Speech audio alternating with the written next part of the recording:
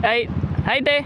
Tanong ko lang, baka pwede po ako makisuyo? Magpapapicture lang po ako saglit. Nakita yung ano. Salamat po. Pasensya na po sa abala.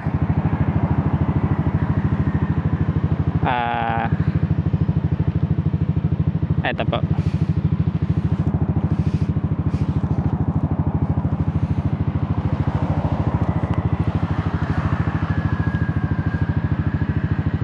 Okay na po.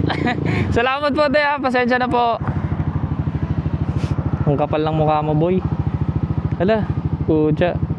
Okay na to, sige. Pwede na yan. Ang kapal mo boy. Salamat eh.